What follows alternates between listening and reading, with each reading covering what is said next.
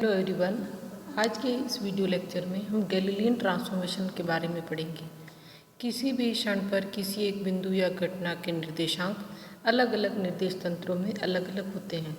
Eight any instant the coordinates of a point or particle in space will be different in different coordinate system. The equations which provide the relationship between the coordinates of two reference frame are called transformation equation. अर्थात किसी भी घटना के या किसी भी बिंदु के या किसी भी कण के अलग अलग निर्देश तंत्रों में जो निर्देशांक होते हैं वो अलग अलग होते हैं। तो अगर हमें किसी एक निर्देश तंत्र में निर्देशांक ज्ञात है और उनकी सहायता से किसी दूसरे निर्देश तंत्र जो कि पहले के सापेक्ष स्थिर हो सकता है या नियत वेग से गतिशील हो सकता है या परिवर्ती वेग से गतिशील होता है, तो उसमें अपन जो रूपांतरण समीकरण निकालते हैं। तो यहाँ जो गैलीलियन ट्रांसफॉर्मेशन है वो या तो पहला फ्रेम दूसरे के सापेक्ष स्थिर हो या दूसरा फ्रेम जो है वो पहले के सापेक्ष एक समान वेग से गतिशील हो, तो हम रूपांतरण समीकरण ज्ञात करते हैं, वे गैलीलियन ट्रांसफॉर्मेशन इक्वेशंस कहलाते हैं। अर्थात वे गणितीय समीकरण जो किसी कण के अलग अलग निर्देश तंत्रों में निर्देशांकों में संबंध को प्रदर्शित करते हैं, गैलीलियन रूपांतरण कहलाते हैं। इन रूपांतरण समीकरणों में समय को निरपेक्ष माना गया है। ध्यान रखेंगे, गैलीलियन ट्रांसफॉर्मेशन उन दो निर्देश तंत्रों में रूपांतरण समीकरण को बताते हैं जो या तो एक दूसरे के सापेक्ष स्थिर हो या नियत वेग से गतिशील हो।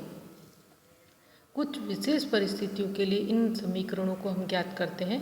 पहला केस लेते हैं जब दोनों निर्देश तंत्रों के अक्ष समांतर है और दूसरा निर्देश तंत्र पहले के सापेक्ष धनात्मक x अक्ष की दिशा में v0 वेग से गतिशील है। हम डायग्राम को देखें तो पहला फ्रेम S फ्रेम है जो कि स्थिर फ्रेम है, जड़त्वीय निर्देश तंत्र है। उसके सापेक्ष जो दूसरा फ्रेम है S डैश है, ये v0 वेग से गतिशील है, x दिशा में गतिशील है, एक समान वेग से गतिशील है, इसलिए ये वाला निर्देश तंत्र भी S के सापेक्ष जड़त्वीय निर्देश तंत्र है। अब हम इसमें किसी बिंदु P के निर्देशांक लेते हैं x y z S frame में, और S डैश फ्रेम में इसके निर्देशांक होंगे x dash y dash z dash. किसी यहाँ पे अपन विशेष परिस्थिति लेते हैं कि इनके मूल बिंदु संपाती है, कॉन्साइड है t = 0 पे, और आफ्टर टाइम t पे जो S डैश फ्रेम है वो v0 t डिस्टेंस से दूरी तय करके और o डैश जो है वो स्थिति पे पहुँच गया है, उस समय उसके निर्देशांक x डैश y डैश और z डैश है। तो let the origin of the two frame coincide at t = 0 and the coordinate axes of second frame are parallel to the first. Again, the velocity of the second frame relative to the first is v0 along x-axis. So सबसे पहले हम स्थिति का रूपांतरण देखें तो from figure OP सदिशों के त्रिभुज नियम से OP = OO dash plus O dash P। So R = V0t V0t plus R dash, या R dash = R minus V0t. In the component form, the coordinates of related by the equation x dash = x minus V0t, y dash = y, and z dash = z. We can also consider that the frame S is moving with velocity minus V0 along the minus x axis with respect to the S dash frame. अर्थात हम ये मान सकते हैं कि S जो frame है वो एस डैश के सापेक्ष माइनस v0 वेग से गतिशील है, वो एक्स के विपरीत दिशा में माइनस एक्स दिशा में गतिशील है। तो उस समय जो रूपांतरण समीकरण होंगे वो x = x dash plus v0t, y = y dash और z = z dash. These equations are known as inverse Galilean transformation, प्रतिलोम गैलीलियन रूपांतरण समीकरण। तो हमने सबसे पहले तो स्थिति के रूपांतरण समीकरण ज्ञात किए। अब हम देखते हैं कि वेग और त्वरण के रूपांतरण समीकरण क्या होंगे। तो मान लीजिए, उससे पहले हम ये सिद्ध करते हैं कि गैलीलियन रूपांतरण में दो कणों के बीच की दूरी तंत्र पर निर्भर नहीं करती है। अर्थात distance between two points is independent of any particular frame of reference, अर्थात दो कणों के बीच की दूरी तंत्र पर निर्भर नहीं करती है। ये दूरी सभी जड़त्वीय निर्देश तंत्रों में समान ही प्रेक्षित होगी। माना कि एक जो छड़ है उसकी लंबाई L है एस फ्रेम में, और उसके कोऑर्डिनेट्स जो है वो किनारों के जो निर्देशांक है वो x1 y1 z1 और x2 y2 z2 लें। तो जो छड़ की लंबाई L उसको हम लिख सकते हैं x2 माइनस x1 का square plus y2 minus y1 का square plus z2 minus z1 का स्क्वायर और इस पूरे का अंडर रूट। इसी तरीके से हम एच डैश फ्रेम में भी छड़ की लंबाई को L डैश लिख सकते हैं। अब हम गैलीलियन रूपांतरण समीकरण का उपयोग करें तो x2 dash minus x1 dash ये आ जाएगा x2 माइनस x1 के गैलीलियन रूपांतरण समीकरणों का उपयोग करके। इसी तरह से y2 dash minus y1 dash is equal to y2 minus y1 और z2 dash minus z1 dash is equal to z2 minus z1।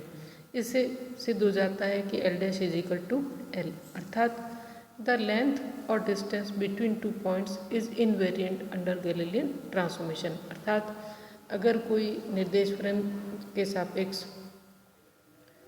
जो पहले के सापेक्ष स्थिर है या नियत वेग से गतिशील है, तो इन दोनों निर्देश तंत्रों में अगर किसी छड़ की लंबाई को नापा जाए तो वो समान ही प्रतीत होगी, यानी तंत्र की गति का छड़ की लंबाई पर कोई प्रभाव नहीं पड़ता है।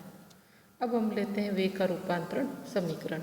अभी हमने जो कण P है वो मान लिया कि स्थिर है, लेकिन अगर ये स्थिर ना हो, ये भी गतिशील हो, तो किसी एक इंस्टेंट पर S जो फ्रेम है उसमें उसका वेग ले लेते हैं v और एच डैश में फ्रेम ले लेते हैं v dash.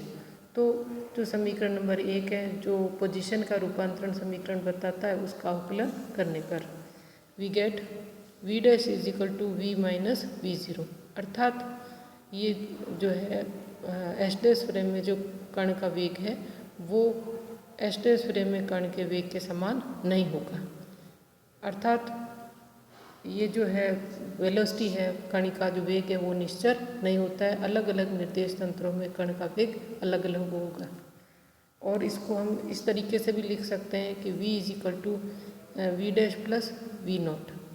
Equation third is known as Galilean law of addition of velocities. अब हम निकालते हैं त्वरण का रूपांतरण समीकरण। Differentiating equation number 3 with respect to time we have a dash is equal to a, hence acceleration of particle relative to the s and s dash frame are equal। Again हम लेते हैं बल का रूपांतरण समीकरण। गैलीलियन रूपांतरण में कण के द्रव्यमान को निश्चर मानते हुए, अर्थात अगर जो कण है उसका एस फ्रेम में मास m है और एस डैश में भी मास m है, so m a is equal to m a dash और F is equal to F dash, अर्थात किसी क्षण पर आरोपित बल का मान सभी निर्देश तंत्रों में समान होता है। तो ये जो केस लिया हमने ये माना था कि पहला फ्रेम जो स्थिर है और उसके सापेक्ष जो दूसरा फ्रेम है वो x दिशा में गतिशील है और इनकी एक्सेस जो है वो एक दूसरे के समांतर है। दूसरा केस लेते हैं कि जब दोनों निर्देश तंत्रों के अक्ष समांतर है परंतु दूसरा तंत्र पहले के सापेक्ष किसी भी दिशा में नियत वेग से गतिशील है। जैसा कि आप डायग्राम से देख सकते हैं, यदि एच डैश फ्रेम एस के सापेक्ष v0 वेग से गतिशील है और v0 जो है वो किसी भी दिशा में यानी x y z एक्सेस के समांतर नहीं है, तो उनके जो घटक होंगे वो अलग अलग दिशाओं में अलग अलग होंगे। सो v नॉट या v0 is equal to v0 x i cap v0 y j cap plus v0 z k cap, और फिगर का उपयोग करें तो r is equal to v0 t plus r dash, जिससे r dash is equal to r minus v0 t। घटक रूप में लिखने पर x dash is equal to x minus v0 x t, y dash is equal to y minus v0 y t और z dash is equal to z minus v0 z t। इस स्थिति दूसरे case के लिए हम वेग का रूपांतरण समीकरण ज्ञात करें तो हम देखते हैं कि v dash is equal to v minus v naught, अर्थात यहाँ पे वेग निश्चर नहीं रहता है, वेलोसिटी इन्वेरेंट नहीं रहती है। और इसी तरीके से त्वरण का करें तो a dash is equal to यहाँ त्वरण समान रहता है, अर्थात गैलीलियन रूपांतरण में त्वरण निश्चित रहता है। तो हम कह सकते हैं कि गैलीलियन ट्रांसफॉर्मेशन इक्वेशन में जो है पोजीशन कोऑर्डिनेट्स अलग अलग होंगे, किसी भी तंत्र के वेलोसिटी के कोऑर्डिनेट्स अलग अलग होंगे, लेकिन त्वरण समान रहता है। यहाँ पे it is to be mention that the Galilean transformations are based basically on two assumption. दो जो है एजम्पशन पे आधारित है। पहला एजम्पशन क्या है? There exist a universal time t which is the same in all reference system. अर्थात कोई जो फ्रेम है, दूसरा फ्रेम है, पहले के सापेक्ष या तो स्थिर है या फिर पहले के सापेक्ष एक समान वेग से गतिशील है और उसकी वेलोसिटी जो है वेलोसिटी और लाइट की कंपैरिजन में बहुत कम है, तो उस समय जो समय है उसको निरपेक्ष माना जा सकता है। अर्थात फ्रेम की गति का समय पर कोई प्रभाव नहीं पड़ता है। इट मीन्स दूसरा एजम्पशन है the distance between two points in various inertial frame is the same. अर्थात कि किसी जो छड़ की लंबाई है या जो दूरी है वो फ्रेम की गति पर निर्भर नहीं करती है। अर्थात यदि दो घटनाएं किसी एक प्रेक्षक के लिए समकालीन होती है तो वे अन्य सभी प्रेक्षकों के लिए भी समकालीन होगी। अर्थात जो कोई दो घटनाएं हैं किसी एक एस फ्रेम में, जो स्थित ऑब्जर्वर है वो उसको देखता है तो उसमें जो टाइम इंटरवल है वही टाइम इंटरवल कोई दूसरा ऑब्जर्वर दूसरे फ्रेम में उन घटनाओं को देखता है तो उनको भी उतना ही टाइम इंटरवल उसको महसूस होगा, उतना ही टाइम लगेगा। In other words, the time interval between the two events must be identical for all systems of reference। अर्थात यहाँ पे जो दो अजम्पशन लिए गए हैं कि एक तो तंत्र की गति का छड़ की लंबाई पर कोई प्रभाव नहीं पड़ता है और दूसरा कि तंत्र की गति का किसी दो घटनाओं को लगने वाला समय वो तंत्र की गति पर निर्भर नहीं करेगा।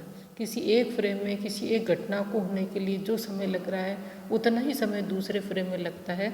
तो ये एजम्पशन लेकर के हम गैलीलियन रूपांतरण समीकरण ज्ञात करते हैं। और आगे देखेंगे हम कि गैलीलियन रूपांतरण भी तब तक ही सत्य है जबकि जो दूसरा निर्देश तंत्र है उसका वेग प्रकाश के वेग की तुलना में कम है। अगर प्रकाश के वेग के कंपैरिजन में अगर वेलोसिटी हो जाती है तो गैलीलियन रूपांतरण समीकरण वैलिड नहीं रहते हैं।